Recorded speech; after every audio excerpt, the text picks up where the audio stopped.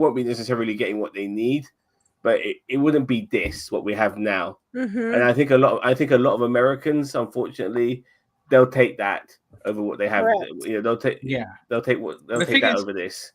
And the thing is, as well, like from what I've been seeing from other YouTubers, one of them who works within like the legal framework, not legal, some other guy. It's saying that everything that the Republicans are doing now, if the Democrats had a spine, once they got into power, they literally have grounds to arrest every single one of them because they have all violated the Constitution because executive orders don't mean shit. You can literally overturn those like that. And so there's grounds to arrest them all. And they won't do it, though. I guarantee they won't do it. They're going to be down there doing the bipartisan bollocks. And then I've been in and out of Democratic politics, like of course, on the more local end of things, but it's always, no, you do it. No, you do it. Oh, if you don't want to do it, it's okay. Like, we know we are sitting here complaining that things are happening, but like we're too once something can be done about it, we're too scared. Like we just back down. They never take that extra step, and they're just cowards. And it's just like, well, at this point in time, you might we kind of deserve where we're at. Yeah, you just might as well be anarchists because they're just completely fucking useless. So. Oh, you know where they're at when it comes to someone like Zoran Mamdani, because there are a handful of Democrats, the ones you expect, who are backing Zoran, but the more establishment ones, the ones who need to go, like Booker and Jeffries and so on, they ain't saying shit. They're not backing him whatsoever because they're all being bought by AIPAC for a start. But when it comes to like Zoran Mamdani is so good that he's able to have turned certain people who are MAGA blue, because he has actual policies. He's not trying to be Republican light to appeal to MAGA. He's showing, look, this is you pretty much want what we want, but you're being sold, but the wrong person is selling you that promise. This is what I'm going to offer you, and then they like it, and they're willing to join him. So so regardless, When it look. When they take their heads out their asses, just like her cat, when they take their heads out their asses and actually listen to policies, they start to understand, oh, okay. But they'll write a stern letter. Strongly worded letter, They'll listen to Bernie, they'll understand his policies, but the minute he goes, they fall right back into that trap of... I was going to say the R word, but I don't want to say the R word on here. But the just absolute morons. They go back into their little cult hub. So it's about you have to keep reminding them with like pretty pictures. You know what I mean? I will say today when I was getting the lunch after I looked at the Constitution, there was a family. I said this sort of in the chat. There was a family who used to be MAGA. By like me eavesdropping on their conversation, and they're like, the guy kept saying it's a fucking cult, it's a cult. Like I don't understand why we're here. Like I'm so happy. Like after seeing all of the information that's plain as day, the Constitution was out, the Bill of Rights was out. You could read every line of the Bill of Rights, especially the newer stuff because we had typewriters then. But you could sit and read all of the things for yourself. And he's like, I'm so happy we started to see the light. So I don't know if that's a good sign, like where people are finally starting to get out, or I think well though, unfortunately, we need that because some people, they kind of know, like, we've thrown our bag in with Trump. We're gonna stick with it, throughout. And some people don't want to admit that they're wrong. The idea of admitting that they were wrong is foolish to them. They know who Donald Trump is, and if they said that they were wrong, then it would be just too much for them regarding who they are as a person. So they stick with him. It's only after he dies that they'll be able to just kind of use that as an excuse to kind of get out and break away and all this kind of shit. It's heartbreaking because they don't even see. I don't know. It's like trying to talk to an actual cult member, because you're like, hey, look, and then that just brings them more into it. So it's like, I don't know how to even talk to you anymore to like help you, or like, hey, you're in a cult. You can't do anything. Pyramid scheme. Hey, you're. Yeah, you can't do anything. With always the one thing I always learn about human behavior is until they come to the realization themselves, there is nothing you can do. Like for the amount of my friends that come to me for like relationship advice or something, I'm like, doesn't matter what I tell you, you're gonna do the exact opposite. So I will say, you know what you're gonna do is wrong, but you're gonna do it anyway. If you want, but I never say to do it, because that's just, they can use that as an excuse. I would just say, you know what you're going to do. Once you've gone through it, come back and then have a conversation about what you did. You know what I mean? Like, you know what you did, young man, kind of thing. Like, you just got to leave them to it. Like, for instance, a mate of mine, you know who that mate is. Yeah. He went out with this girl for a while, and it's really weird in the way that, you know, like, you don't want to come across as like a salty mate when you say, you know, there's issues with this girl, like, you know, and stuff like that, and you're trying to advise your friend. You're not necessarily saying to him break up with her, but you're just trying to say, look, grow a pair. You know what I mean? Stop being a fucking doormat and all of that. And your mate says, you know what, I don't want to know, and all of this sort of stuff. And then later on, your mate will then try to pour out his feelings to you about how his girlfriend's pissing him off. And when my mate did that to me, I told him, shut the fuck up. I've already told you where I stand with this girl. I already told you what she's all about. And now you have the audacity to complain to me about your girlfriend when things are not going right. I don't want to fucking hear it. You know, and eventually he understood. He got the message, you know, and he finished with her. Get out. You know, and I never wanted him to necessarily wanted to finish with her. I just basically wanted him not to be the doormat. You know what I mean? But he decided to finish with her. You know? Yeah, I mean, that, I know we'll go off on a tangent, but who cares? It all kind of works in, because it's cult-like behavior. But nothing infuriates me more than doormats, be they man or woman, when they just let their partner walk all over them. It's just like, what the fuck are you doing? You're so scared of like saying no, and it's just making things worse. But again, you can't do anything. You can't say anything. They just have to come to that realization themselves. And it's the same with Trump supporters and right wingers in general. Even over here, like one of my friends is so far gone that we banned him from talking politics in the group. And so it's because it's like, you are so gone down that conspiracy rabbit hole that we can't like, you know, when they went out, they had a night out. I didn't go because it's too far for me. They had a night out and he drove them fucking crazy. He drove them crazy. And they're like, oh, if you were there, you guys would have had hilarious. So I was like, yeah, I would have had fun with it, because I love pissing off these type of like conspiracy theories. But my friends don't give a shit about that. They're football obsessed. They just want to talk football. They don't want to talk like politics. And so he's banned from talking about it. And we said, look, until you grow up and realize you're the wrong one, you can only talk about football, and that's it. So we keep the conversation. Let's read some comments. Daniel Vance says, watching what happened in rural Ohio, many of my parent generation voted for Trump and now act like ostriches and bury their heads in shame and won't even speak of it.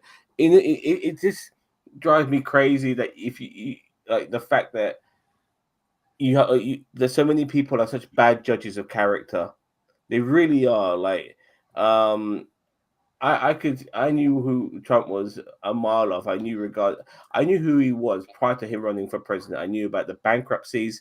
I knew about him, you know, and how he raped his own wife, you know, at one particular point. And the cheatings and the scandals and Epstein and I knew all about this guy, and yet none of this shit mattered because he was able to talk the talk, and people And fell that's for how that he shit got like his whole fucking career. idiots. He Yeah. was able to talk the talk. He Yeah. got scammed somebody to put his name on a building. And so now, like, we have a fucking president. Well, I blame the media. Trump University was also a scam. All of I that. blame the media because they didn't fully investigate him years prior and shame him years prior. They propped him up as some kind of like fucking like business genius, and when it's like, could it be further from the bloody truth? I'm like, the minute he bankrupted a casino, that's where they should have just buried him and Yeah, never let him come back. because they would do that to anybody He's else. not twice. Yeah, they would have done it to everyone else. He's bankrupt. He's bankrupt 2 casinos, and America will be his next bankruptcy. He's bankrupt in America, It's already heading happening. for Yeah, it's depression. already happened. All the tariffs and all of that shit. It's all part of it. Yeah, all my conservative friends and associates are 100% on the Trump train, but don't want to let the other side win. That's what they're doing. It's ridiculous because it's more about. Look, I've actually said, and you actually said it as well, Ginger, that if you ran as a socialist or whatever, you'd run as a Republican. Yeah, because that's why the hell not? And for me, if a Republican offered me all the greatest policies in the world, I would vote for him. I wouldn't just stick with Democrats. I would vote for who offers me what I want. And the fact that people are truly making it, or you can't vote for a demon crowd or whatever, it's fucking stupid, man. So props to Bernie Sanders again, by the way, because the guy's in his 80s and he's doing this. And my God, I don't know how long. He's like the greatest American politician of all time. I wore my Bernie Sanders shirt today, so nice. But the fact that it's still to this day, this guy is going all over America trying to do the thing that all other Democrats are not doing whatsoever is ridiculous. Yeah, women are the worst. Okay. You don't need to read every comment. Like, because I want to go to this one here. Yeah, go and read this it. One. Earlier, I think Rick Trump just slept with the right man, Roy Cohn. Oh, okay. Yeah, Roy Cohn. Yeah, he was the guy who made Trump who he is today. That movie about Donald Trump. The one with Sebastian Stan. That shows you who Roy Cohn was as well. And he talked about it, like telling him don't apologize and all of that sort of stuff. And Trump never admits he's wrong. Trump, like the world could be burning down around them, which it is. And Donald Trump will say, yeah, everything is okay. It's like that fucking meme. Yeah. You know what I mean? With the guy, with that dog guy, sitting in the room where the house is on fire. That's Donald Trump, because so much stuff is going to shit right now. And he's now barring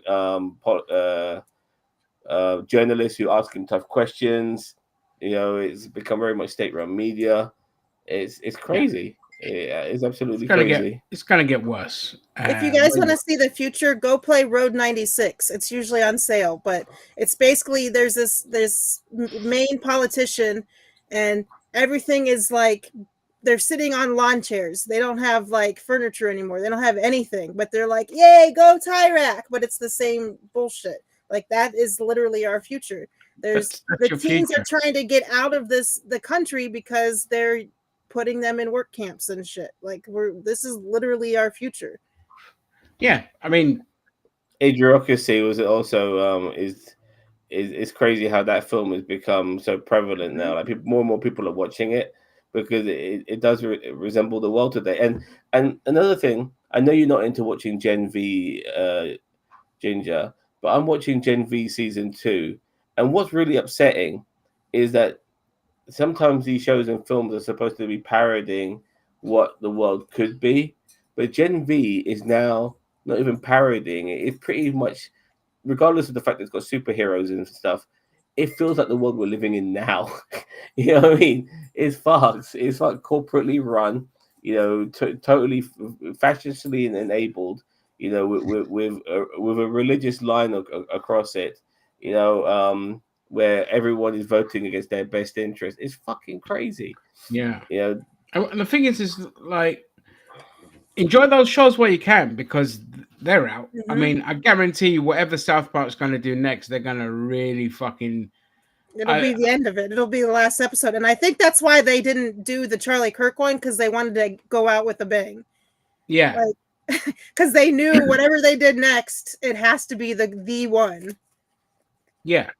Well, I mean, they've done a lot to mock Trump. You know, they've done a lot. They've made him fuck Satan. They made him get changed naked. They made his dick into a wiener. You know, they you know, like, my God, you know, they are absolutely. That was a little before he decided to go psycho and then go against the First Amendment. Yeah. Now, whatever they do next, I guarantee this is the last South Park. This is going to be the last South Park. The last one. But Matt and Trey are laughing because they've got their money. They've got their 1.5 billion.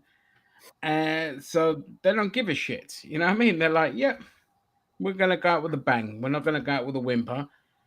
So, yeah, if I was them, I'd just be like, screw it. Let's just fuck it. Let's just have like Donald Trump getting unalived or whatever in South Park and all this kind of shit. Or, you know, just be like, fuck it. But he did say, I think it was on NPR, because that's our last news thing that's holding on, that he wants to get rid of anybody else that's talking about him and put people in jail. So that's literally, I can see that happening in the next couple weeks. Oh, absolutely. Absolutely. So, I don't know how far they want to take it. Yes, they have $1 billion, but like, is jail time worth it? Can you spend it in jail? Just make the episode and then hop on a plane and get the fuck out of the country, kind of thing. You know what I mean? Yeah, I guess. just go to Canada and be like, "Hey, buddy, fuck you." You know what I mean? So, but yeah, I mean, you're not going to get to enjoy those kind of shit. After that, there'll be total control over films, programming. They're going to end up like China, where you can only do like certain things. And that's going back to, I think, what Cheeto said earlier, is they're pitting the left versus the right. Like, the right needs to wake up and see that this is a slippery slope. Yes, Jimmy Kimmel is a leftist, and he said something that wasn't even that bad. But, like, what happens if you say, God damn it, Trump, because he did something against you? Like, those people that were crying against that he was canceling and cutting Medicaid. Like, you voted for him. You tweeted that you didn't like that, and now you're going to be the one in trouble. Like, this is where we're heading, and they need to see that now, and not later. Because later it's too late. It will get to the point where they're just going to be like, well, we've got rid of all the all our enemies, so we're just going to turn the guns inwards now. And did you say damn? You showed a bit of skin. You showed your shoulders on TV. Get the fuck in jail. Cancel this show. That's where it's gonna go. You know, and these fucking Nazis, these gripers, these gooners that are right-wing misogynistic donkeys are gonna be like, oh, where the fuck boobs gone off of TV kind of thing, because they've taken it from games. Yeah, they want to ban porn. Yeah. Like MasterCard and Visa, who are run by a bunch of zealots, have crushed like adult gaming and just any kind of fucking anything. So they're gonna go after your games. They're gonna go after your TV. You're gonna have nothing left. You're gonna be it's American football season here, and all you see is like gambling stuff, like those apps that you can gamble. Like, oh, we're gonna get 10 touchdowns this game or whatever. I don't know anything about gambling, but they are. Those are still really pretty prevalent this year. So I don't know, because they're making, if you look who owns them, it's a lot of right wingers, and they're making millions. Yeah, those will be there. They're not going to go because they don't. It's not about boobs. You know what I mean? Yes. So even though it's a vice that's illegal, and there was a reason why it stayed in Vegas and Atlantic City only, and there was no all of that. It's because they're religious people, and it's the one thing I agree with, because I test gambling with a passion, because I've seen it destroy lives, and I've seen it, like, there are people that have great control and just bet, like, you know, a little bit here and there. Yeah, that's me. That's fine, but even that, I'll just like, I would ban all. I haven't made a bet in Yeah, ages. all gambling advertisement off of TV. I would shut down every single gambling outlet on the high street. I agree. Because there's no beer commercials anymore. I was just telling Chris, I'm like, I'm sitting here watching this baseball game and I have not seen one beer commercial anymore. It used to just be all like alcohol, and I don't have regular TV. I watch this live on Hulu or whatever, but yeah. There used to still be beer commercials, like Bud Light commercials or whatever, but now it's all gambling. Like every commercial, all of it, yeah. It's ridiculous. It's like just another way to say it. Give us your money. Just give us your, and it's an easy money grab because it doesn't really involve too many overheads for them. Correct. It's all like digital. It's all like Zan. I actually agree, but as somebody who plays poker and who's somebody who likes to have a flutter, some of these some of this gambling stuff is ridiculous because they are promoting shit to kids as well. I mean, people who obviously can't really legitimately can't gamble yet. You know, like when for instance when you watch when Arsenal fan TV, there'll be a gambling promotion by Robbie. Like, go sign up to bet 735 that. You know, and I'm thinking to myself, mate, you're telling this to a whole bunch of fucking kids, you know, who can't even do this, you know. And then obviously you have the loot boxes thing with video game, which is a direction I don't want to go down to talking about.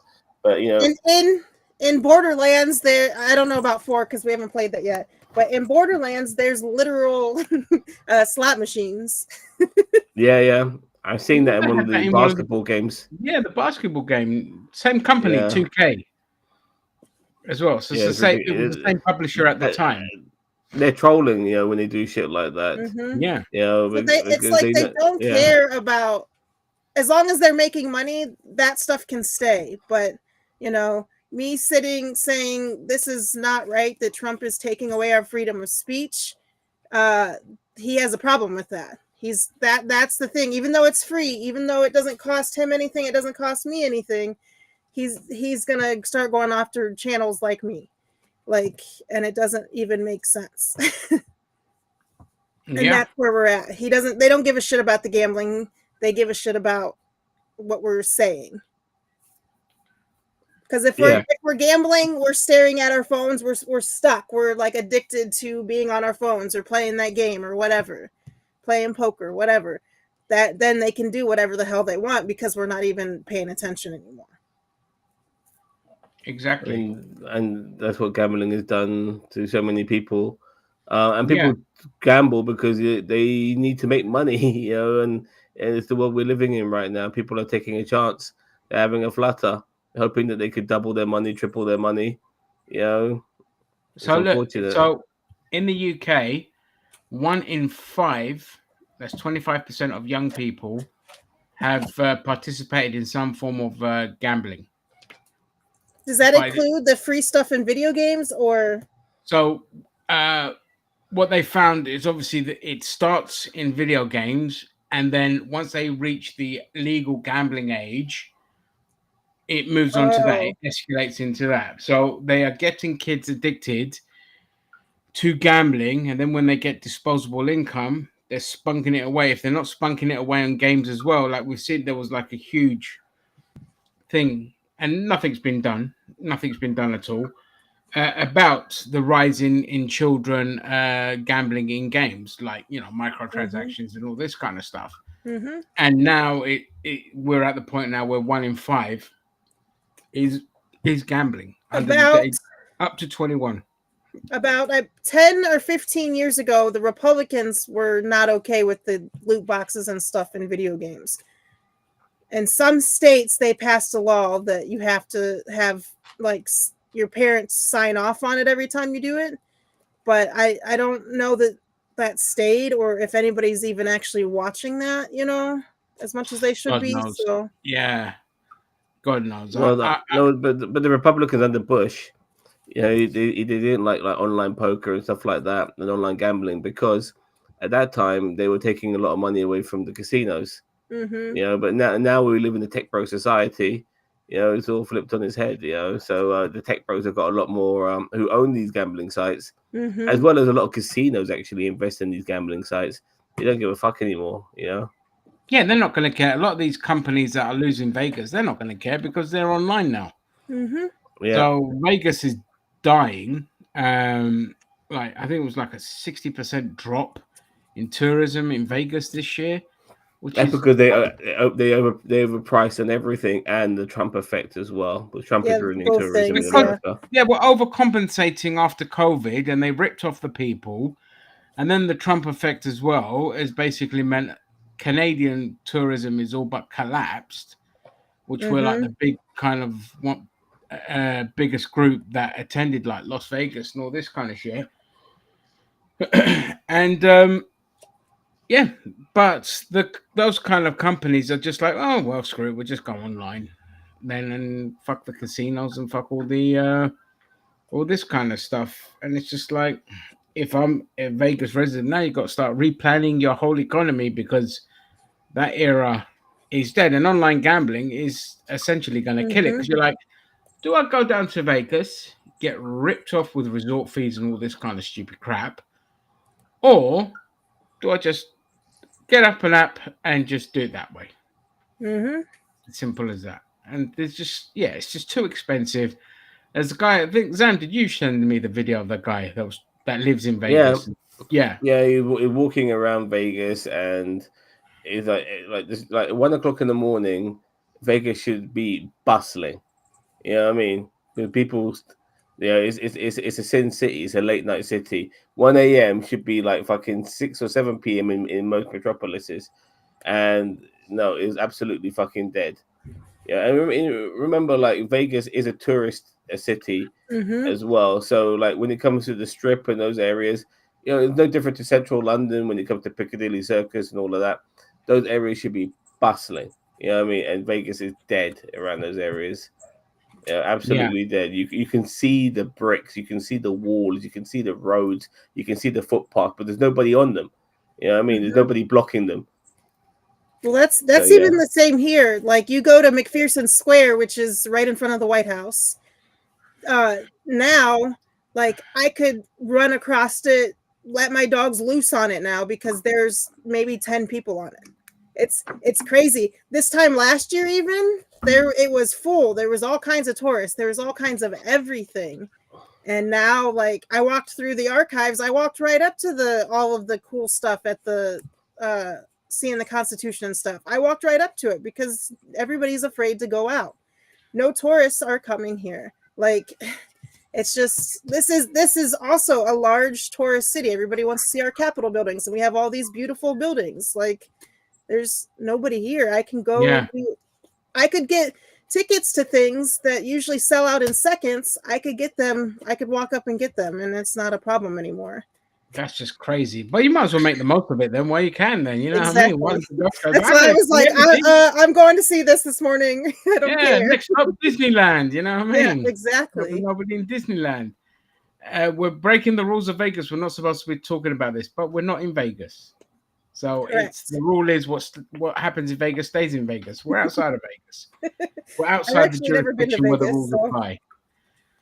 So we're okay. yeah. But you see, the thing is, like next year is the World Cup, and one of the countries Flop. hosting it is America. uh-huh. And with things escalating to the point where they are now, God knows what's going to happen next year. Like they're pressuring people now to say, oh, America should just not get the World Cup because they're Correct. not welcoming anyone at They're all. not I welcoming anyone, guarantee and nobody's coming. nobody's coming. I wouldn't leave to go to London to see the World Cup because I'm scared of what's going to happen when I come back. And that's you guys are Damn, right wing. coming back is what you're scared of. My Yeah. God. Yeah, yeah, Yeah. yeah. Actually, I had a woman in my car the other day. She was a Nigerian woman who's been living in Dallas, Texas for a long time. So she had a mixed accent, but you could tell, a lot of it was American, and she was worried about going back. I mean, and she also had to cancel her dual citizenship because she's Nigerian as well as American. But obviously, Donald Trump has a problem with dual citizens, especially non-white ones.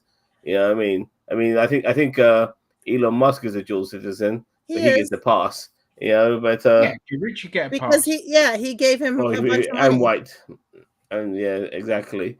So coming back is a problem.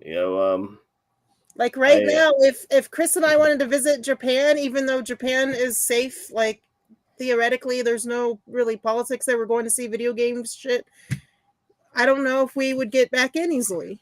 Like, even though we're both citizens, even though we both have our passports from before when he was in, like it's just better to not travel because we might not be able to make it home. Yeah, that's scary. But the thing is as well, for like people going over there in the World Cup, I guarantee you there's going to be people getting arrested. Yeah, just coming into the country, there'll be soccer players, football players, coming in that of course they're not, part of this country. Of course they're not. And they're gonna be sent to customs and sent to prison and whatever. And it's like they're here just to play a game. I heard some rumors of the Trans-Siberian Orchestra, that is people from all over the world. They're scared to do their Christmas tour this year because they don't know what's gonna happen. Like we should boycott just on principle. Say like, just fuck it. Like, there's two places I always want to tick off my bucket list in America, and that is San Diego Comic-Con and Tennessee. Okay. I've done New York, I've done Boston, they were great, but that's the only two things I've got left. I don't give a fuck about LA, California. I don't give a shit. It's shithole. Nobody I know that's been there has enjoyed it, but that's not going to happen now. I mean, I look like that, but they're going to see the name on the passport. They'll be like, what the fuck is this? Exactly. Arabic? What is this kind of thing? You know what I mean? Because to nobody that doesn't know, my real name, just sounds like Arabic. Where it's just like, so it's like fuck America. Like, I ain't gonna go there now because bollocks to that. No, for me, Ginger, like obviously there's things like going there and fans going there is bad enough because if you're like from Latin America or you're from Africa, and African and Latin American teams will be in this World Cup, being a fan to attend it is going to be a problem. But let's just say many of these, for argument's sake, let's just say many of these fans get through, and let's say Ecuador plays Ghana, and there's a massive fan park, they're all drinking under it, and then fucking Claytus comes along and sees all these Latin Americans and black people hanging about, having fun and shit. He'll probably think his country's being invaded, pull out fucking old Mary Sue AR-15, what I mean, and fucking go to town on those motherfuckers. I know you always keep worrying about the mass shooting thing. For me, it's not that. It is just the border, at the border. Yeah. At the border, and then ICE raids during football games and all this. Because to them, it's not going to make a difference. Like, to them, no, they already said we could racially profile. Yeah. So all they're going to see is brown guy. It doesn't matter if he's playing on the soccer team or not. Yeah. Look, whether it be a player, a fan, or whatever, I do feel, considering, look, this is America we're talking about, the land of fucking mass shootings. You telling me there won't be one in the World Cup? You know what I mean? That you can't guarantee that. Not among the players, maybe, but no, not among the players. But I'm talking fan parks. Where is it supposed to be? Do we know what state? No, the World Cup is not like the Olympics, which is in the city. The World Cup is all over a country, so every country, all of America, mainly like the main parts of America, which are renowned for having soccer fields or whatever. So then I would say it would depend on where you are. Like if you're in Texas, I would say a mass shooting is going to happen more there than in California. Look, I don't think there'll be a game in Wyoming, for instance. But yeah, Texas, possibly Florida, even. You got fucking Florida man everywhere. So you've got right. Let's have a look. It just sucks because all of the small businesses that would like thrive from a World Cup thing or the Olympics thing or whatever, all of them are gonna close. They're gonna close anyway, but like they would be making lots and lots of money. And it doesn't. So here's the venues. So they have Seattle, San Francisco, LA, Kansas, Dallas, Houston. So Kansas, Dallas, Houston's where you'll probably get the mass shootings. Monterey, And then the other ones are like Guadalajara, Vancouver, Mexico City, Toronto. Then you got Boston, New York, Philadelphia, So Atlanta. far, You only probably the get mass Texas shooting there. ones. What's that? So far, only the Texas ones. You could have Atlanta as well. I'll The put Texas Atlanta in ones, there. Atlanta, Miami. You probably get some Well, shootings Atlanta, there. as much as they hate to admit it, is a black city. Like most of the population is black. So I don't. I mean, other than like maybe something bad happening and whatever. Yeah, I think you'd be fine there. Okay. It's once you get outside of Atlanta is the problem. Yeah, but, oh my God, we're being invaded by Brown. You're good again, Billy. Exactly. We're gonna shoot up all these brown people. So, I'm just saying, like, if the decision could be made tomorrow, it'd just be like, okay, fuck the United States. You could do it in Canada, And that's what they should do, because we did the same thing. We kicked Russia out of the Olympics. So why isn't the World Cup being smarter than I know they are and doing the same thing? No, the FIFA No, are just complete. no, they kicked Russia out of the World Cup, but they are not kicking out Israel. Israel's still there. Azerbaijan is still there. And people don't see the thing is like what annoys me again. People don't talk about Azerbaijan either. And Azerbaijan, because it has close ties to America, as well as Turkey, they were on our base in Afghanistan. What? Azerbaijan were on our base in Afghanistan. Oh, were they? I don't know if you knew that, but no. But I know they have close ties to the States, but they caused a mass massacre, a practical genocide in Nagorno-Karabakh. Mm-hmm. And they're still allowed to be in Eurovision and in the World Cup. Like, they're pressuring now to kick Israel out. And the Eurovision committee has said you can either come in with a neutral flag or you're not allowed to participate. And I'm like, no, that's a coward response. Kick Israel out of Eurovision, kick them out of football, ban America from football as well, because it's even Trump is pissed off at Israel right now. He said England should also be banned from sporting events. This is another thing that doesn't get talked about, because like I said, the United States, England, Israel, all three of them are complicit in the genocide, because the UK flies spy planes, gives arms to Israel, and is as involved in the genocide as the United States and Israel. So even England should be kicked out of the World Cup. But FIFA aren't going to do that, because especially with England, forget it, mate. That's where all the money is when it comes to football. So, yeah. But for the World Cup hosting, it should just be Mexico and Canada. They've got the stadiums to do it. Yes, absolutely. But then maybe, because if you don't put pressure on America right now, we're going to turn into like a Russia kind of country. And then what? Like, look, Leo Bear, you see your friend Coco? But get the cat on camera while she's staring. Look, you see? Cat. It's another cat. Doesn't give a shit. Nope. She's like, unless I can lick my vagina, I don't care. But yeah, so unless we start putting pressure, it's just gonna another reason to let us keep getting worse and worse and worse, and the rest of the world is just letting us get worse and worse and worse. Yeah, and football, like there's nothing America can do to the game of football to punish it in retaliation. It might take retaliation against the countries, but at this point in time, most of those countries are just looking at BRICS, the other kind of payment platform, the monetary platform. They're just like, yeah, I mean, we're going to head that way anyway, so you can't even impose sanctions on us. Brazil, Russia, China, India. South Africa. Yeah, but the funny thing with BRICS is that they were all in with Brazil. No, but they were all in it with Brazil when Bolsonaro it was during the time of Bolsonaro. Bolsonaro is now in fucking jail for pretty much for the rest of his life. Well done, Brazil, by the way. Congratulations on that. There's one country doing the right thing.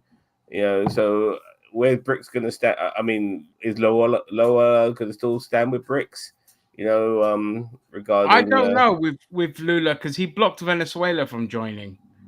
You know what I mean? And Lula, like, although he went after Bolsonaro and got him jailed, he's still a fucking neoliberal. You know what I mean? He's still allowing the Amazon to get fucking hacked down. really. And, you know Yeah, what I that's mean? a shame. So yeah, I don't give a shit about Lula, to be honest. And he's kind of, I don't know what he's doing with BRICS if he's slowing down, but they don't need Brazil. There's plenty of other countries.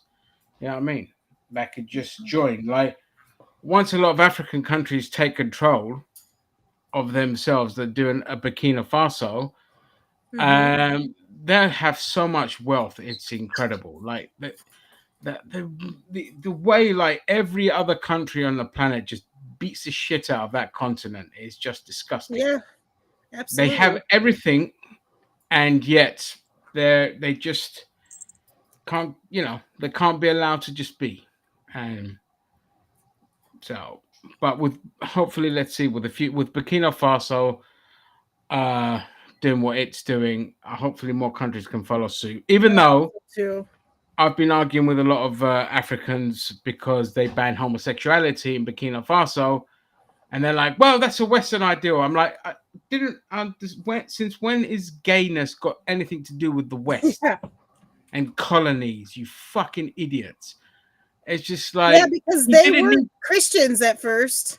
Maybe What's some of that? the very northern African countries, they weren't Christians at first, and Christians is usually where the idea of anti-gayness comes from. Yeah, Yeah, Christianity and Islam, that's where it comes from. Mhm. And I keep saying to these people, I said, listen, you're sitting there banging on about God. And I'm like, that's your master's Yeah, religion. you That's guys your were not colonizer's that. You guys religion. were worshiping the sun and other Yeah, things. Like, you had your own gods. Your gods were kind of similar to like Hinduism, related to like animals and nature. mm-hmm. And now you're sitting there talking about Jesus and Right, like Muhammad and all this kind of shit. Like, they're not your gods. They're not your. It's not correct. your religion. They enslaved you with that fucking religion, and you're sitting there like talking about homophobia and being massively homophobic to the point where they make white people look fucking sane by Mm-hmm. comparison. Zam would tell you like every month, every time it's Pride Month and the Arsenal team puts the badge up, it's always the Muslims and the Africans that are in there just banging on about being the most homophobic shit. And I'm like, irony is dead on you because Yeah. that same hateful rhetoric you're using against a marginalized group, they use against you. Mm-hmm. So yeah, and Rick B.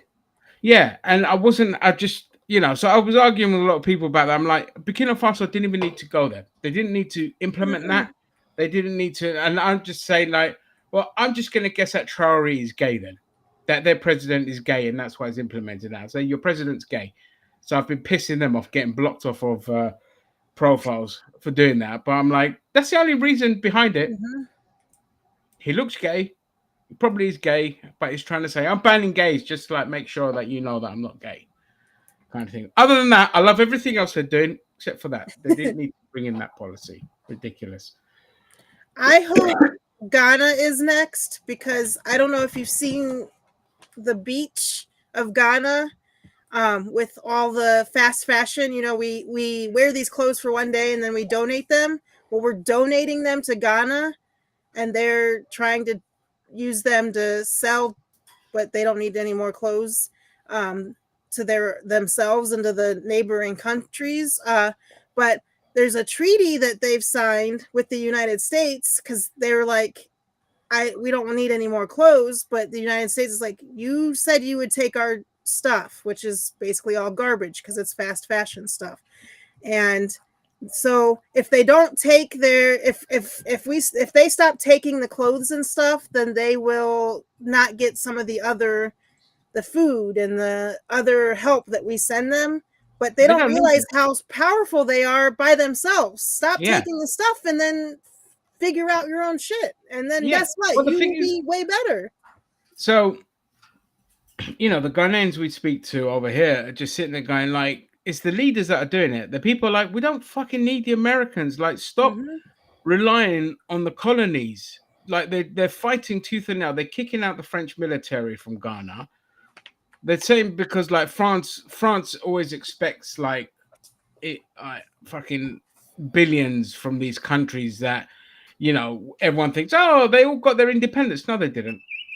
They never got their independence because they pay reparations to the British and the French and all this kind of shit. But now the Ghanaians are just like, no, fuck you. We're going to do Burkina Faso. Nigeria is the I same. really hope so, because like the Americans have destroyed their country with all of our They're shit. still doing it now. So once China started doing the Belt and Road Initiative, the Americans went in there and just started funding militias. That's why there's wars in Sudan and Kenya and Congo and, you know, parts of Nigeria and all this. That's the fucking Americans destabilizing the country so they can't do deals with the Chinese, or take control of their own resources and all this kind of stuff. So like half of Africa is just on fire. And it doesn't get talked about enough. There's genocide in Sudan. There's genocide in the Congo. And the UAE is also the ones doing all the, you know, funding the militias in the Sudan and all this kind of stuff. And nobody fucking talks about it. And behind the UAE, there's also the Israelis getting involved there. And it's a fucking mess, though. That poor continent. These people, you know, and we live among them. Like here in London, there's literally like everywhere you are. If it wasn't for them, we'd have no care industry in the UK. You know And what I mean? that's here with the Hispanic people. Yeah.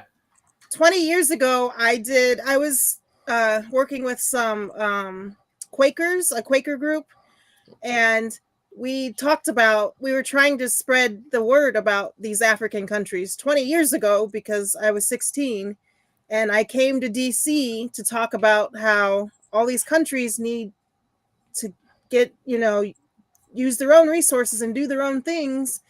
We had some African people from the different countries like Malawi and Mozambique and a couple other ones where they were like, we don't need you guys here anymore. So then I would explain to them, like, all of the debt is odious. It's bullshit.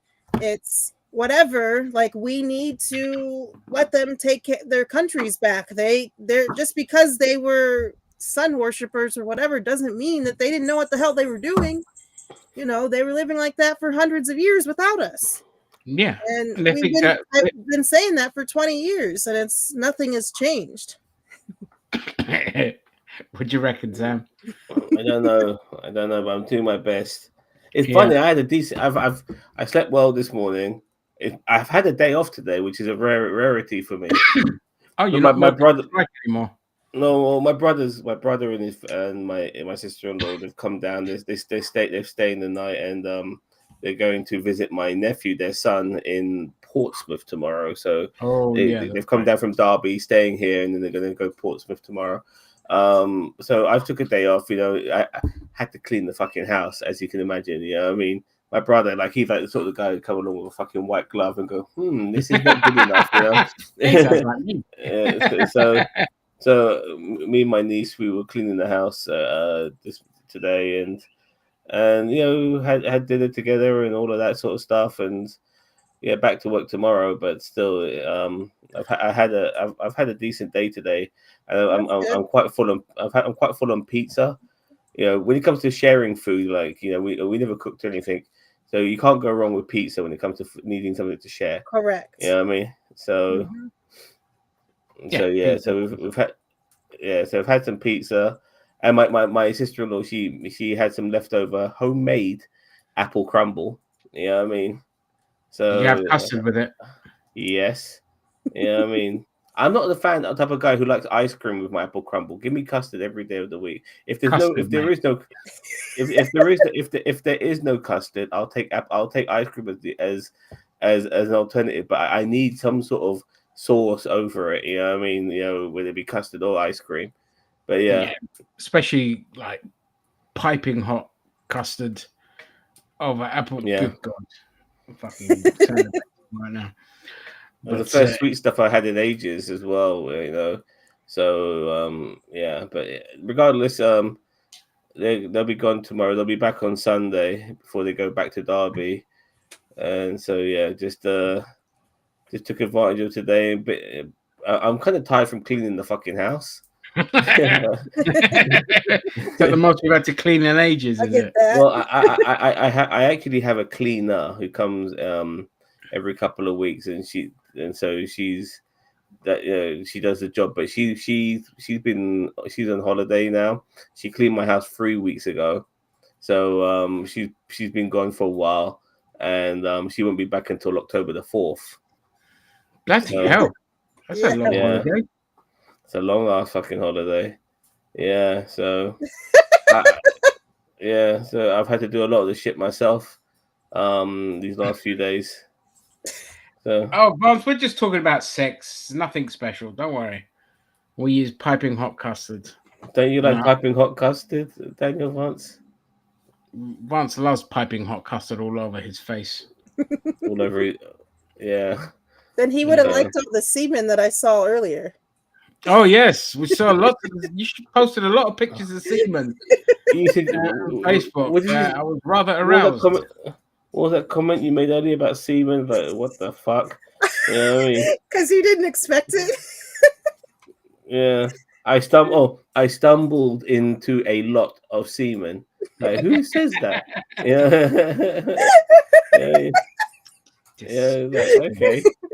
Lucky girl. Very lucky. Yeah, I mean, so yeah. Cool. All right. Wants to say about that on US politics. I know Zam has, but have you been watching Alien Earth, Winnie? I'm 2 episodes behind, I think. That's not too bad. But it's fantastic. Yeah, it's awesome. Love it. I love all of the aliens, even the bad ones, all of the predators, all of the Alien versus Predator. Like, I love all of them. Like, there's really? Even the bad ones are my favorite. Oh, fair enough. I think when it comes to aliens and predators, I think Aliens has kind of pipped it on some of the better stuff. I think the Predator film, I think Predator 1 and 2 is good. I think Predators with Adrian Brody is not too bad. You know, it's okay, I mean, it's okay. But other than that, I think every other Alien, AVP 1, AVP 2, AVP 2, like, my God, you can't see anything. It's all fucking dark. Oh, Requiem was awful. Yeah, and it annoys me because finally you got a different type of xenomorph. You've got a predator xenomorph, and they ruined that, So I get what you mean. So So I think the Predator franchise is really shit compared to Alien, but don't get me wrong, I want them to succeed because those initial films that got you into the gate were some of the greatest action films of all time. Alien 1 and 2 are amazing. Predator 1 and 2 are amazing. Predator 2 kind of built the bridge between Aliens and Predator by showing a xenomorph skeleton in the Predator ship. So I want these. I want you want these franchises to see. No matter how many bad ones you get, whether it be Star Wars, Alien, Predator, whatever, Star Trek, if you want these to succeed because it was good at one point, and you want it to improve. So the Predator one that was on Hulu was pretty good, or I don't know what it was on for you, but it was with the tribe, the Native American one. Yeah, I liked that one a lot. I like it. Was okay. For me, it was okay. It was all right. What it was, I didn't like the Predator itself because the Predator was just killing animals. Like, what the fuck? Yeah, that's true. Mate, like, that's not in the nature of the Predator. The Predator goes after people who have got weapons on them and shit like that. It doesn't fuck. Maybe unless it's eating the animal, then fair enough. But I feel like they didn't really have, too many weapons. They're spears or whatever, but I really enjoyed that one, but it's still the same premise. And so I'm looking forward to the new one that's coming out, where it just dives more into the lore of it. So it's a young predator guy. He's got to learn his ropes, learn to hunt on a planet where everything wants to kill you, and all this kind of stuff. And honestly, the thing what annoys me with Hollywood is they always feel they have to have like a human in there and all this kind of stuff. I know it's like an android they got in there, which could be tied to like aliens. But for me, you don't need it. You just have the alien in there in a survival world, a bit like, just minimal talking, and just do subtitles when they're talking in their language, and doing their lore stuff, and that's all you need. Like Aliens Earth has shown just how amazing and interesting that world is beyond the xenomorphs. The xenomorphs are an afterthought, and that I hope that moving forward, they're not going to sit there and think, "Oh, well, we need to have the xenomorphs," and it's like, no, you have the eye thing, you have all these other fascinating creatures, but beyond the creatures and the aliens, you have the corporations and those wars. Even though how Episode 7 kind of ended and the payoff with that was stupid. That's all I'm going to say. I don't know spoilers here. I'm just going to say it was a bit. Look, What happened I there don't was mind. frustrating. I don't mind. I don't mind the xenomorph coming back because it is alien, and a xenomorph, in my opinion, is part of the charm of this particular show. It always will be. I do feel that when you've got a bunch of people with machine guns, that tends to be the great equalizer to the xenomorph, but obviously not on this particular occasion. No, this one seems bulletproof. They all seem bloody bulletproof in this. Yeah, so It's just like, for me, it's a bit like Predator. Like I don't really care about Predator hunting humans. I want to know about their lore. And with aliens, I don't give a shit about the xenomorphs. I want to know within that world. More about everything. Yeah, it's fascinating. It's dystopian. It's brilliant. And I did a rewatch of Blade Runner 1 and 2, because every couple of years I go back, and I hadn't watched Blade Runner 1 for like 20 years. how can But you keep doing sometimes that? your tastes kind of change. You know what I mean? So I rewatched that. I fucking still hate Blade Runner. The first one is shit. Yeah. I hate it with a passion. I don't get the hype. The only good thing about it were the visuals and the music. Everything else fucking sucks. But Blade Runner 2048, which I didn't watch when it came out, is fantastic. It's brilliant. I love it. Is it more of an action movie?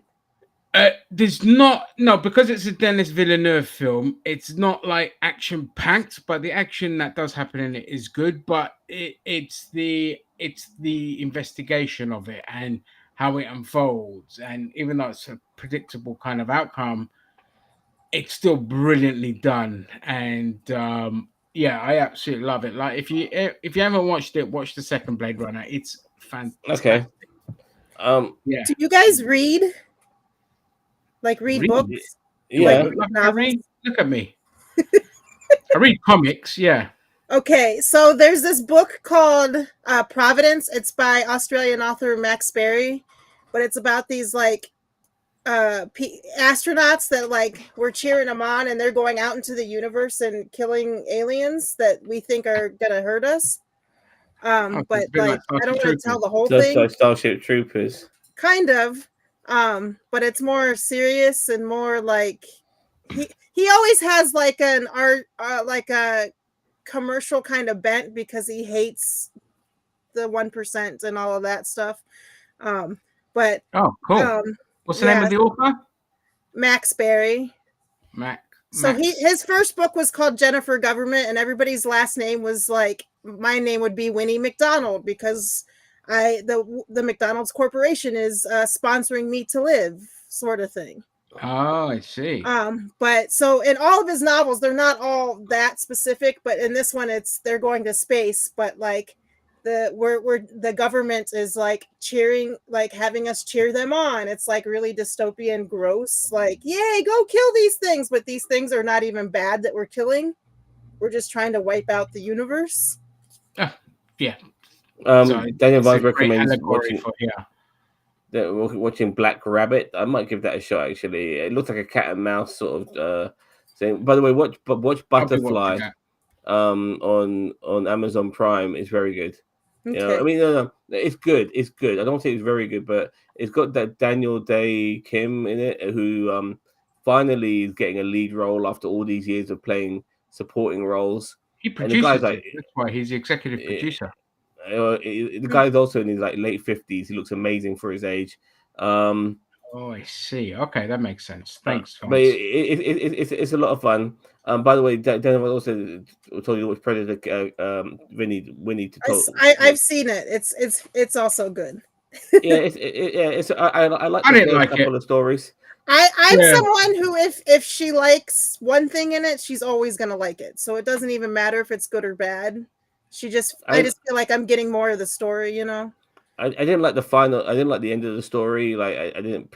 It was a bit bollocks for me. Like how it ended. The new Xenomorph is an enforcer based on its coloring. The skin was beefier and withstands more kind of an enforcer. Yeah, I mean, Okay. there's different types of like aliens and all of that. So that's the enforcer type. All right, I didn't know that. I'm not too big on my aliens lore because I only like the first two films. Well, But look, we've got three different types of xenomorph, as far as I'm concerned. We've got the one from pretty much every alien film, which is anything that's born from humans. Then in Alien 3, we got a xenomorph that was born from a dog, which was different. And obviously, yeah, the Predator is xenomorph from AVP2. So that's the only xenomorph. And I want to see more variety of xenomorphs. I want to see xenomorphs from other creatures, other species. You know, I want to see and like I said, I know they've made out that facehuggers can't attach themselves to androids, but somehow give that android some warm blood or some heat or whatever, and make that facehugger attach itself to the android and see what the fuck pops out. It's, hey, I said before, it's fiction. if we've learned Yeah, anything from Hollywood, is never fucking say never. You know, what I yeah. mean? That's the kind of stupid shit. No offense, that Ridley Scott would have fucking done. You know, because he just made shit up as he went along. The fucking idiot.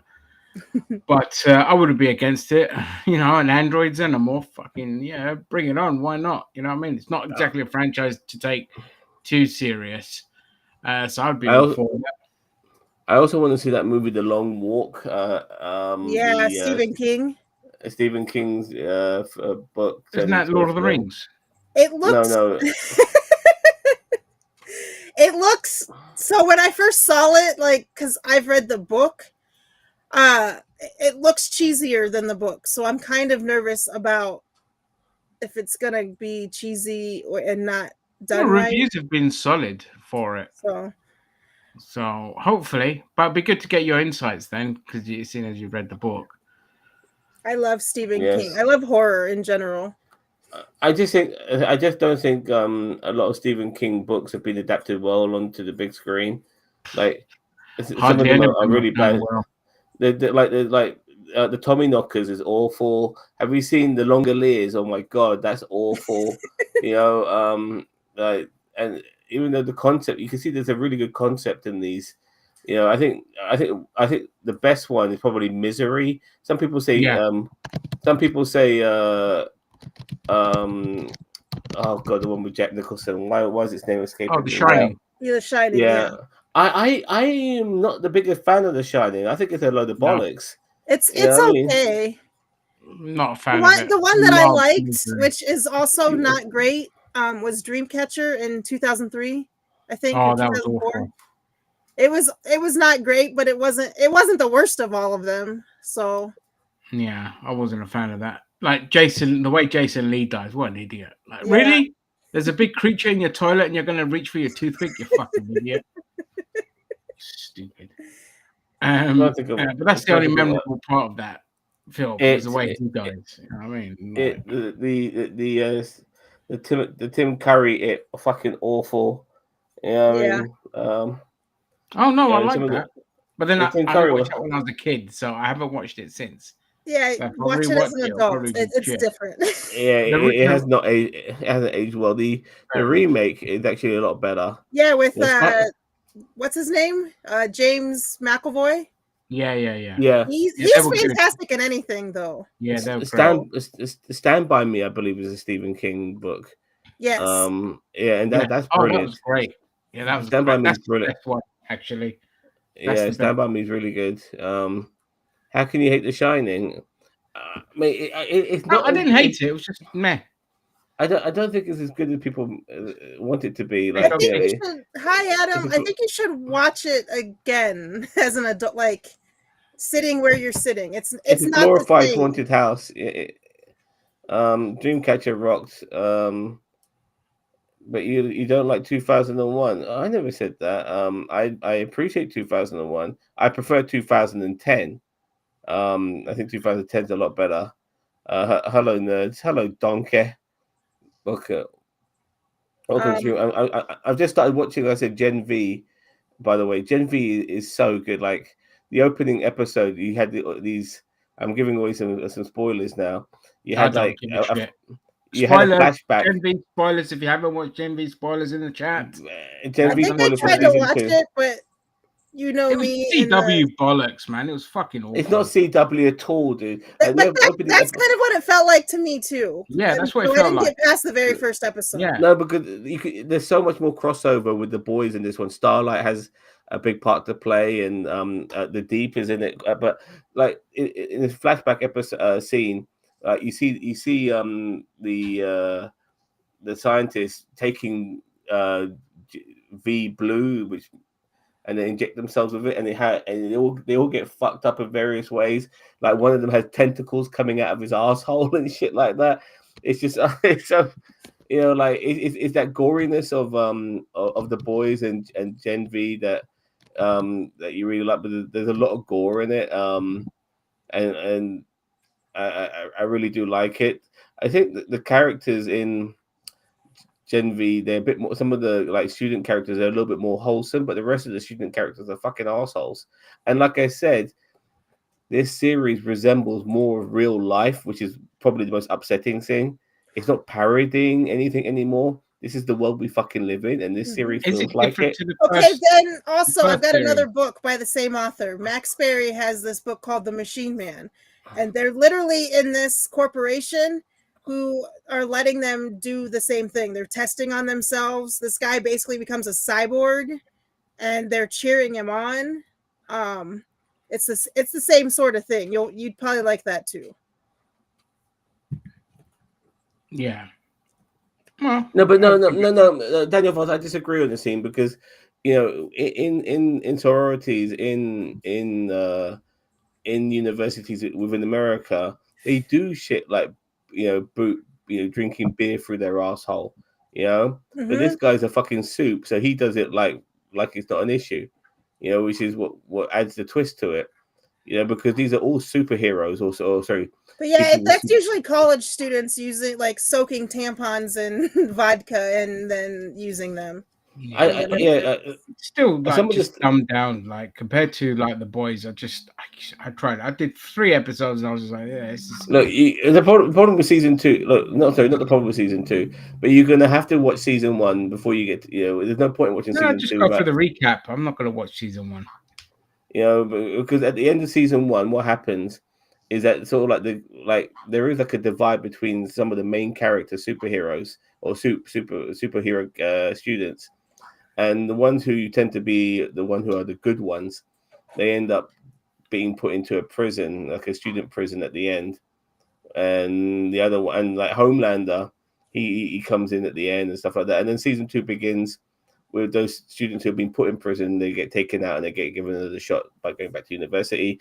And the character of Chance, who died in real life, the actor, they didn't recast him. They just had his character be killed off screen.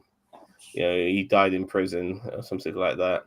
That's so yeah. It's I think that's the best way to do it. It's in keeping with the story, and that's the best way to respect somebody, is just to have them still be involved within the story, and you don't want to recast them. Same like they did with Chadwick Boseman. You know what I mean? I found it really funny. Like at times, like obviously it's that boys gross out humor, and it's in this as well. But I think by calling it CW, you're doing it a disservice. There's nothing CW about it. If there was, though, I wouldn't say if there wasn't, though. Like it just the way the characters were written, the way they acted like a bunch of fucking mopey little pricks. It's just reminiscent of every CW show, and that's kind of how I gave up on it. I was like, this isn't the boys. This was given to people that only watch the boys and don't really know the boys, and just like, here you go, take over. You do your version of the show. That's what it felt like. So I just gave up on it. I don't really care about it. You know what I No, mean? but for me, you can feel that there is a connective tissue with the boys. It doesn't just feel like a spin off, and it's just okay. We're gonna do our own thing, regardless of being in the same universe as It's always the other felt show. connected. That's not my issue. Yeah, It's bad. It's just not the like boys. there's a really clever joke regarding the Deep, because the Deep, he's a fucking idiot. Yeah, so he's been like this high school sorority sort of leader for like the last 7 years. The reason he's being in the last 7 years, he was too stupid to graduate. So he's always been there. That was a joke, but I thought it was kind of funny because Deep is a fucking idiot. So Oh yeah, yeah, but yeah, that's what but makes him I be one of the more interesting characters. He's such a fuck up. yeah, But the thing with me as well, when you like Gen V, when you see that, when you saw the comic and then you saw that, I'm like, what a huge fucking like just absolute relegation. Because Gen V, the comic was hilarious. It was just basically like X-Men, but everything was just fucking ramped up to 11 in terms of the insanity. And just like the absolute just arseholeness of it. But this one was just like, it just felt like generic, just like every other bloody show you see on TV. So I just couldn't be asked with it. I might give season 2 a try. If it's I'll never say never. I'm not going back to series 1, but season 2 I might give it a try. Yeah. Like I said, I'm liking it so far, and I will do a review of the season because there's so much on our plates right now, and sometimes I feel like a little bit burnt out.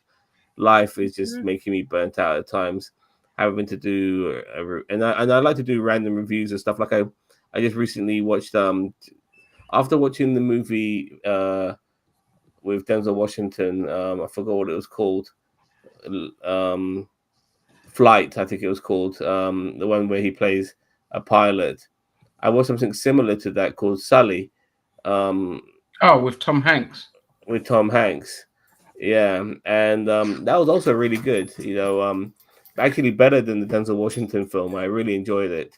And it being kind of based on a true story was also really good because this flight when it crashed in the Hudson, it happened in 2009, only 8 years after 9/11. So it was a bit just to see all these New Yorkers coming. Was it already been since 2009? Mm-hmm. It happened in 2000. No, the film came out in 2015, 16, but the actual real life incident happened in 2009. It's been that long already. So, one of these sort of like heartwarming things was like seeing all these people who worked on the coastlines, all these fishermen, all these garbage boats, all these tour boats, whatever, all just coming to the plane to rescue everyone and all of that, and how Sully did rescue everybody. Like he saved all those people's lives, and all that. It was a really, we know the story when it happened because it was incredible. Like yeah, but just to see it more played out and fleshed out, and how at the same time you still have people in the corporate world who wants to blame the hero and make him the villain. They're trying to like pin this on Sully, even though he had no choice but to land it in the Hudson. It's a really good film. I recommend it. I was going to review it, but I was just too fatigued. Mate, you didn't realize you don't have to review everything you watch. No. You literally review everything you watch. You should review what your bird's at as well, just for the fun of it. No tube for life, baby. No tube for life. So yeah. Donkey. Sorry, haven't seen Gen V. We didn't care for season 4 of The Boys, and then we'll see. Season 4 is good, man. You need to watch season 4. I don't understand you. I'm gonna say I don't understand you, white people. You need to fucking watch what's happened before and connect that fucking shit together. Stop being a fucking brilliant. Yeah, watch season 4. Watch season 1 of Gen V. I am watching season 1 of I got to 3 episodes. It's enough. watch season 4 for fuck's sake, yeah, and stop, making me so fucking triggered. I'm so fucking triggered. That's it. I'm just gonna get Gary on screen next to eat a curry. Oh god. I don't know. No, honestly, Ginger. Next time you and Gary come down to London, sorry, you're obviously in London. When I'm Gary already comes down to here. London, I'm taking you both to my aunt's house. Yeah, and then we're gonna eat at my aunt's house. And if Gary pulls that shit, oh, and by the way, you don't fucking say shit to me. Yeah, I'm gonna, you keep your mouth shut and eat that food. Yeah, if Gary fucking does any of I'm the that quiet fucking, one. It's you, it's you two that talk during the meeting. no. But you kept telling me, I leave him alone. All that. No, Yeah, no, I leave him alone. no. Now you leave me alone. Yeah, and I'm going. That's fine. Okay. Okay. Yeah, he's gonna So go there. when I eat spicy stuff, I get like this big rash around my mouth, plus really bad heartburn. So like, Damn. it's not Okay, fun. well, you're excused from eating the spicy stuff, but Gary, Gary's like, gonna get the full abuse of an Indian man. yeah. You know what I mean? Oh no, he's gonna get a full abuse of my fucking auntie. Yeah. With my aunt, because like when I would go back in the day, I would go to my aunt's house or whatever for dinner, and as we're doing right now, I like to have a talk and eat at the same time. And she'll go to me, "Less talking, more eating," and that stuff like that would piss me off. But now I understand after watching Gary, because that fucker wasn't doing any eating. It was like one bite, put it down, and not eat anything for another 5 minutes. Like, no, motherfucker, you keep eating. You don't let this fucking food cool down. You keep fucking eating. You don't, and you eat it the right way. You don't fucking eat the naan bread on its own. You fucking dip it into that curry, and you fucking eat the, you eat the naan bread covered in it. Zam like literally nearly had a heart attack. Like how he didn't launch a table across the restaurant. Look, you can come if you fucking denounce white supremacy and stop being a pick me. Yeah, if you can stop being a pick me, yeah, then you can definitely come. I mean, you have to fucking do a full 180, Rick B, and then you're fucking allowed. Then you shall pass. Stream this. And then you and me meet up at an AEW event and hurl racist abuse that non-whites, Rick B. Yes. But yeah, like we'll stream Gary in a curry and Zam's auntie abusing him. And like, and then Gary joins Reform afterwards as a result. But I just want to say, like here, us Indian people, we don't eat spicy food as a pissing contest. Spice is just a flavor. For the food, yeah. We enjoy. It's white people that like me that eat it for a pissing contest. Yeah, it's like what's the spiciest thing on the fucking menu? All this sort of shit. You know what I mean? In America, I don't know if you knew this. They had we have these Doritos, but they weren't Doritos, but it was one chip challenge. Yeah, the one chip. It was like the spiciest thing in the whole world. And it was like that's it. It was a pissing contest. Yeah, it was all right. I've had one of those. They're okay. They're not that spicy. I'm joking. That's a lie. I've just completely lied there. I've never tried it. I hate, like, of all the spicy things in the world, I hate spicy crisps. I hate them. Crisps should not be spicy at all. Not even a hint of spice. I don't know what it is, but it kills me. It like if they're a little, it's the combination, whatever chemicals they put in it, absolutely burns my mouth, and I don't like spicy crisps. Daniel Vance. But I love all my other. I love anything else like spicy, not like blow your ass out spicy. Even though I've done a couple of those, but I do like a bit of spice. See, I was always taught, especially if you were to take me to your aunt's house to eat or something like that, you just deal with it until you're not around those people anymore, and then you go eat whatever the hell you want to eat. That's it. No, but you'll like the food that you're given. And I keep saying to a lot of people that I think a lot of people underestimate what sort of spicy food they can eat, because once again, sometimes they're around the wrong people who only eat spicy food as a pissing contest. Mm-hmm. We're not doing a pissing contest. The food, it has got spice in it, it's got a kick in it, but it's not going to fucking kill you. I'll be shocked if it gives you a rash, because we're not trying to burn people's palates off. It's not how we operate. It's right. People get the wrong idea. Like it's different for us. When I watch stuff like Man versus Food and shit like that, and everything seems to be a spice competition, it's not like that. In our family's household, it wasn't even like that at the restaurant I took you to, Ginger. You're talking to the wrong person. I'm not the pissing contest person. You know what I mean? No, but you know what I mean regarding the level of spice in that food. It wasn't unbearable. It was average. You know what I mean? You know, it was flavor. Like the spicier stuff is just reserved for the white people. Now they're the only ones that kind of go for that, or if somebody's suffering with constipation, they'll go for the spicy stuff to kind of help irritate the bowel. Am I wrong, Sam? Yeah, I mean, I can see them doing that, but I never thought to myself, okay, I'm gonna eat some really spicy food so I can get the shit out of my ass. I never thought of it like that. But I do understand that it does make sense, and I agree with you there. I you know, my one of my exes, she suffered from constipation. I was like, don't worry, mate, I got the cure for that. Vindaloo, fucking cleared her right out. Vindaloo and figs. No problem. Look, not like, together. Like for instance, you. I'm not sure if you met us. No, my cousins, Icelandic sons, who are twins and stuff. Just for their awesomeness on GTA. That's the only. Yeah. Met well, them through they came, and then what they wanted, you know, because they're like, you know, they're men, you know, they pump iron, they got amazing physiques. One's a boxer, one's a kickboxer. So they're in great shape, but they're also like manly man. We got to do manly man things, yeah.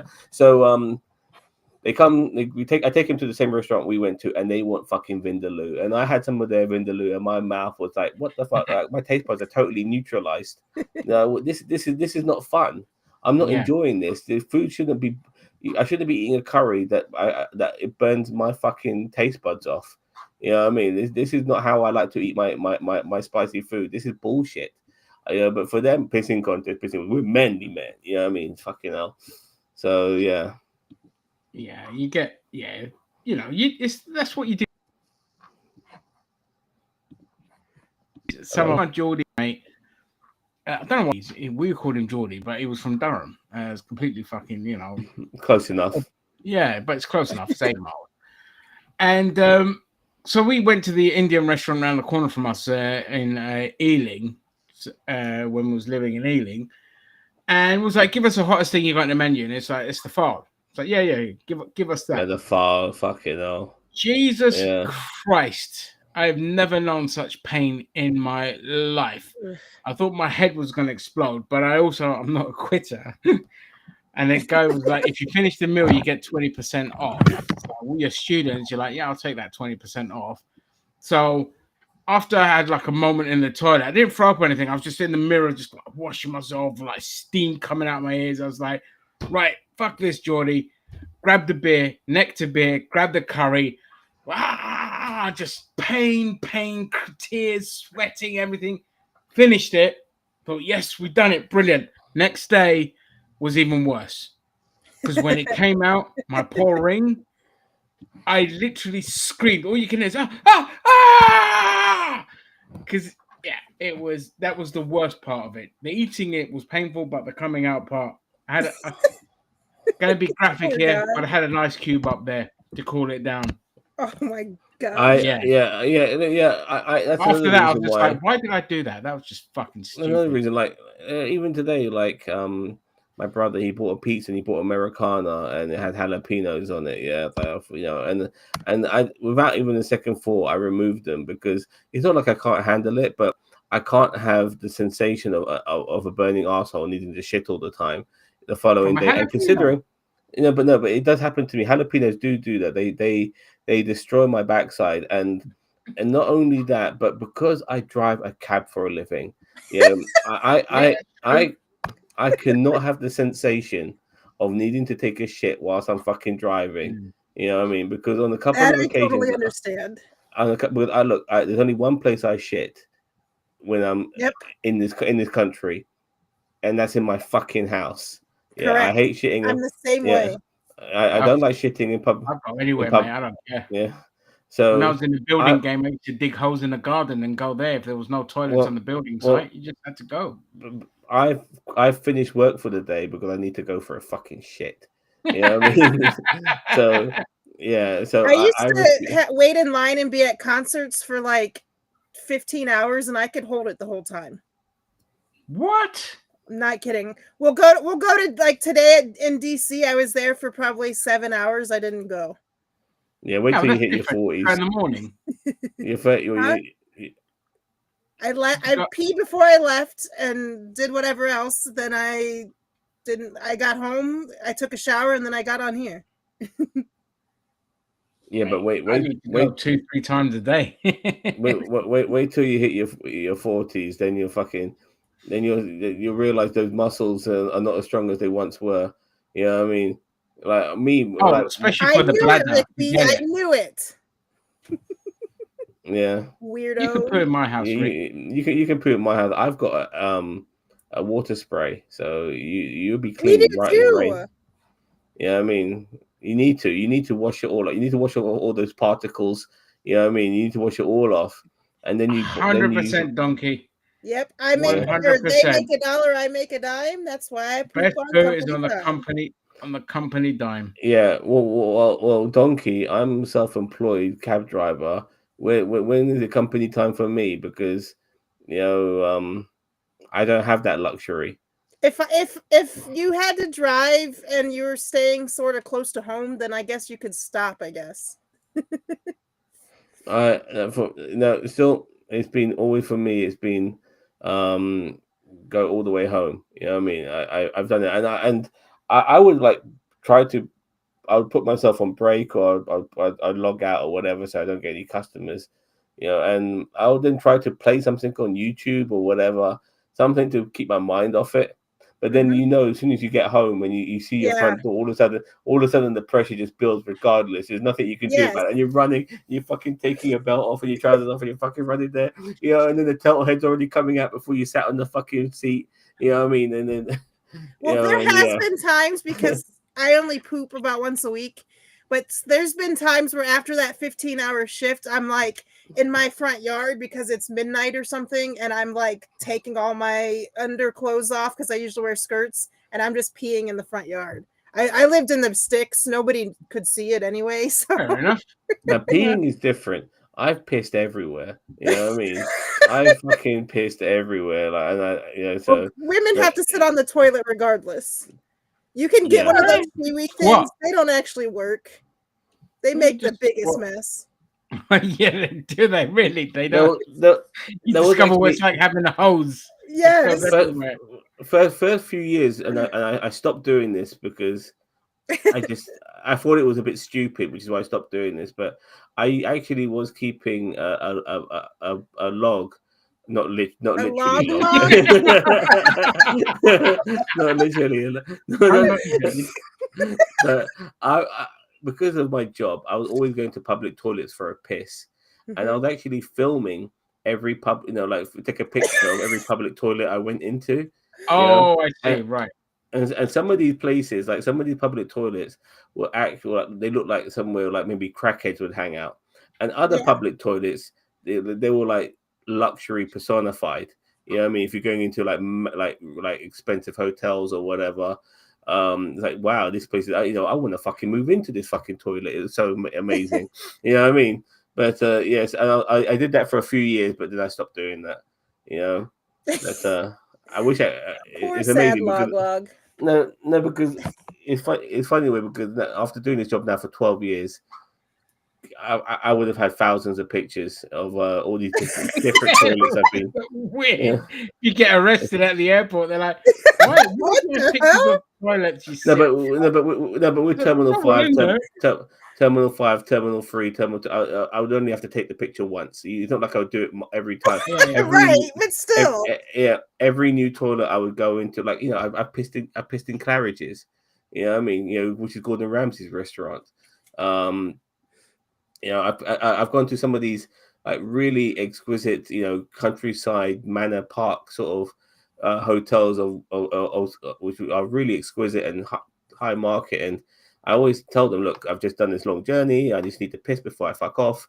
And they go, okay, no problem. And they let me go inside and go for a piss. And you think, wow, this is amazing. This is like, See, Claridge's is different than like his fish and chips restaurants here because they're like fast food.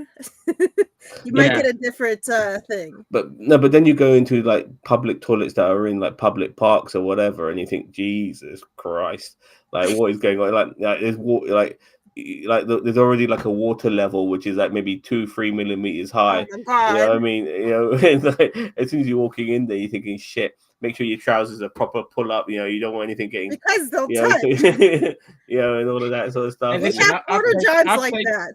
I've taken a dump in the Saudi prince's house on Montpellier Square, where they filmed Harry Potter and the Half-Blood Prince. You know, where they split the the fifth one, Phoenix, whatever it's called. You know, when they split the houses, and that's that house in the middle. Two houses down from that. That's the Saudi prince that owns that house. I took a nice shit in that house, and that's why I was like, that's all you heard from me in the cinema during Order of the Phoenix. I was like, oh, that's Montpellier Square. I took a shit in that house. No, I think I have OCD and going to the bathroom, like if I absolutely have to, if I know that I'm going to be able to come home and take a shower soon. Like, I think it's because I've had too many, like, experiences where the water level's too high or somebody pissed all over the seat and you sit down in it because there's no, it's America and we don't pay our electric bills or change light bulbs. So you sit down in it praying to God that it's not wet. So then now I'm just like, I'm just going to get some tissue paper and give it a quick wipe just for the sake of it. Ugh. Like the other day, I was absolutely bursted. But I'm drinking more coffee now, especially at night time, and coffee really fucking hits you in the bladder. And I had to pick up somebody from Heathrow Airport, but I needed to go for a piss first, and I couldn't make it to the airport, so I stopped off at the service station. And I'm thinking to myself, please, toilets don't be out of order. Don't be out of order. It said the toilets were out of order. I thought, fuck it, I don't care. I went straight for the door. Yeah, the toilet looked fine. Everything looked fine. But regardless, I still pissed in there anyway. You know what I mean? And I got out. And there are a couple of times where it says out of order, but you can still open the door and get inside. You know what I mean? And I do what I have to fucking do. I wonder if they say that sometimes because they don't feel like cleaning it later. Yeah, a lot of places do that. They just be like, "Oh, come on, put it as out of order, one less toilet." I never thought of that. That's a really good point. Yeah. The worst one for me was, even though it was hilarious, even when it happened, it was just after COVID, but the toilets were still closed everywhere. Like the public toilets were still closed. I'm shopping in Tesco, and halfway through Tesco, you know, you get that urge. You're like, oh shit, but you got a trolley full of food, and you're like, I'm not going to stop now. So I'm waddling along, doing my best to kind of forget it, and it's like building up. I make it. I get, do my shopping, get in a car, get home, get through the front door, thinking, oh, thank God I made it. I tripped on the first step, and it all just came out. Oh my God! It all came out, and you would think I've been mortified, but I'm sitting there with shit, there. Thankfully, nothing escaped. I'm laughing my head off because all I can think of is this is just the comedic timing is perfect. Yes, I made it, and then you just calamity kicks in, and you trip over the stairs at the last second. And it's my fault because I never ever wear my shoes in the house, so I take them off as soon as I get in the house. But because I was desperate, I ran up, and because I didn't judge the height difference with the shoes, that extra millimeter. That's what did it for me. I had a poo in a prawn cinema. I think you mean porn, but I know what you mean. In Amsterdam, and blocked the toilet. My man. Oh boy. My man. I knew I liked you for a reason. The only thing I remember is it was in my 20s, so when you're drunk and stupid, and I wasn't even really that much of a drinker, but my friend, it wasn't me, it was my friend who sat on one of those Porter Johns where it doesn't go anywhere. It's just a big tank. And it was dark, and he sat down, and his sack got into the water. And I'm just saying that it's water because I don't. That's oh my God. That was like I didn't want to be near him. I didn't want to touch him, and he's just like trying not to cry. He's like this big 6-foot burly man, and he's like, I want to die.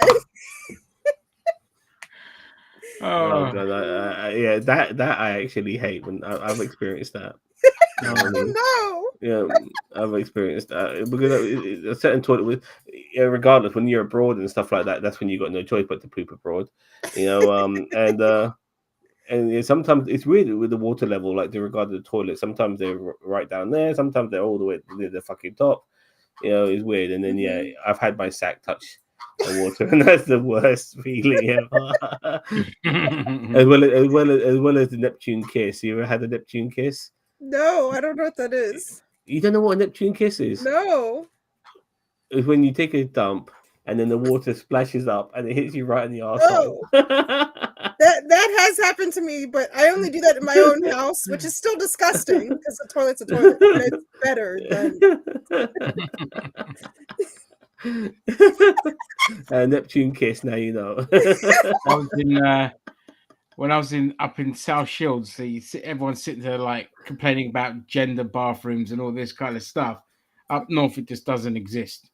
You know what I mean? Like men and women, they'll just burst into like use toilets wherever they could go. Anyway, I've used the toilets and I'm washing my hands, and this girl, she's just plops herself right on the sink while I'm washing my hands to do a wee. what? She's just like, I really need to go, and there's nowhere else to go, so I'm gonna piss. Yeah. I was like, okay, well, I've washed my hands, love. I'm just turn the tap off for you, and you carry on. I give her some tissues and all of this kind of shit. They don't care up there. It was like the Wild West. I loved it up there. I used to do stewarding, things like Wembley Stadium, Wembley Arena back in the day, and there was a Five Nations rugby match happening at Wembley Stadium. It was, I think, it was Republic of Ireland versus Wales. Yeah, That's how old that is. It's Five Nations. You know what I mean? So, but this is weird because this game's happening at Wembley. Yeah, but so it's a neutral ground, which is a bit weird. weird. What's happening at Wembley? There must have been. Were they building Twickenham at the time? Probably. Possibly not Twickenham. Maybe the Millennium Stadium. I don't know. At the time, I don't know, but well, because normally in London it's not. They never use Wembley at all. It's only Twickenham. Yeah. So yeah, it must have been going for renovations. Well, it was half time. Yeah, and like the thing with these fucking footballs back then, this was the old Wembley, not the new Wembley, by the way. Yeah, and like they just never make enough room for 80,000 people to go to the fucking toilet. So it hit half time, and all of these Irish and Welsh fans just in one massive circle around the inner perimeter, just were all fucking pissing. All of it. And then I had the security guards and the higher end stewards telling me to stop them. They're telling me to stop. They're telling me and the other stewards, stop these people. What am I going to do? These guys are burly fucking fans. Yeah, and they're in the middle of a fucking. What am I supposed to do? Grab their dick and put it back in their pants whilst they're in mid flow. You know what I mean? No. Like, grab their dick. Oi, put that away. You know what I mean? So like, no, but it's literally, donkey, literally. It's the aftermath because there's like thousands and thousands of people have just done a massive circle piss around the perimeter of fucking Wembley Stadium. Yeah. And it's the match called off for a waterlogged pitch. No. Funny, but the point is like this, like after this fucking piss everywhere. You know what I mean? It's everywhere. It's more wet spots than there is dry spots because funny as fuck. But the England fans would never abuse Wembley like this. This was because they were Welsh and Irish fans, and they didn't give a fuck. That's why they pissed all over Wembley like they did. So I mean, the Irish are like, well, you did that to our country, so here, have some of this back, you fuckers. And there's no love from the Welsh either. So no, yeah. So on that note, ladies and gentlemen, this is a perfect metaphor for America. Shit and piss, because that's the state of America and the state of the UK. And we're going to call it there because I'm tired and I want to go to bed. But it's been great. I love a good stream where you can talk about taking a shit because it's the best thing in the world. We'll do it, and politics. we all do it, and we can all relate. Everybody poops. I think that was a book as well, a children's It book. was. Yes. So on that note, I'd like to thank my co-host. Sorry. Willie. No. This was definitely opinions and assholes because everybody has one, and that was today's show for sure. That was today's show, and it fit in perfectly with the current political climate. And on that note, I bid everyone adieu.